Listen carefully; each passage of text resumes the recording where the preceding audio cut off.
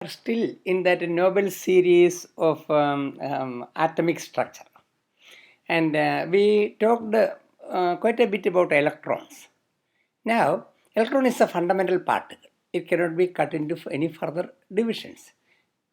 And till relatively recently, maybe 60s and 70s, of 1960s and 1970s, okay, proton and neutron were other fundamental particles. Now I am going to today our subject is proton. Proton is not a fundamental particle anymore. It is made up of quarks. However, the electron we know was discovered by Thomson. Neutron was discovered by James Chadwick. Proton doesn't have a exact point in history where it was just discovered. Okay, it was a gradual process. Gradually, people came to know about proton, and that makes it a little more difficult. But that's okay. Really, even before J.J. Thomson's experiment, okay, there was a guy named Eugene Goldstein, okay. He did an experiment with anode rays. We know cathode rays. Cathode rays are electrons, right? And whatever be the gas we use or metal we use in the cathode tube experiment, electrons are always the same. So Goldstein did anode ray experiment, also called canal rays. That is the rays coming from the anode, okay, and that should be positively charged. It is positively charged, but it would be very easy if it had some special characteristics like electron. It doesn't. Depending on the gas, all the positively charged nucleus are so different. Okay, so that doesn't help the situation very much. Then it was also found even some noble gases like neon. Okay, just neon itself, that can have more than one spot in the when you coat the glass tube with the zinc sulfide, which can fluoresce, and so there are more than one spot where it is concentrating. Really, they are isotopes. At that time, they did not know about that. Okay, and so things were more murky.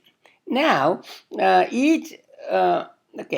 each position, it was suggested in periodic table, which is already there, each position is suggestive of one special element, and the number of the position in periodic table shows the nuclear charge. That was assumed by different people, including Rutherford and some of his co-workers, like this guy, Moseley. Moseley, by X-ray spectroscopy, verified that. Okay, so that was true. But then there was some problem. Okay, some elements, more than one element has to be put in one position. They all have the same charge. Again, they were isotopes. They did not know at that time. Okay, then this Rutherford just called the name. Really, it was suggested to him by somebody, okay, and he gave the name Proton for that. Okay, at that time there was a proton found by Rutherford himself. Okay, when he was using alpha particles. He was just like little children. Okay, they get a toy, they go on playing with that. With the alpha particle only, he made that gold foil experiment. Same alpha particle he projected into nitrogen gas, and he detected H plus protons. Okay, and this he initially made the findings by just letting the alpha particle go into the air, which was 80% nitrogen, and he found hydrogen nucleus in that. Okay, and it ultimately came that this proton is a structure which is a unit charge, positive charge, which is present in almost all elements. Okay, now but that does not account for the isotopes, because the existence of a neutron was still not known. It had to take longer, even though a lot of suggestive evidence was pointing to that. Okay, now this proton has a mass, one atomic mass unit, almost same as that of neutron. Now, it is made up of three quarks, two up quarks and one down quark. If you add all the weight of up quarks and down quarks, all the three, you get only 1% of the mass of proton. Okay, that means almost the if you take an elephant and cut its tail and weigh the rest of the elephant and weigh the tail, that together should become the total weight of the elephant. But that is not the way with the protons.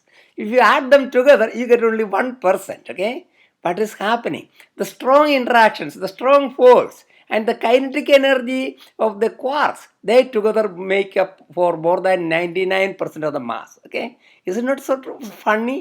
But I will be giving talking more about Moseley because he is one of my favorite character. Okay, and he is a tragedy in chemistry. I will talk about it later. Thank you. Bye bye.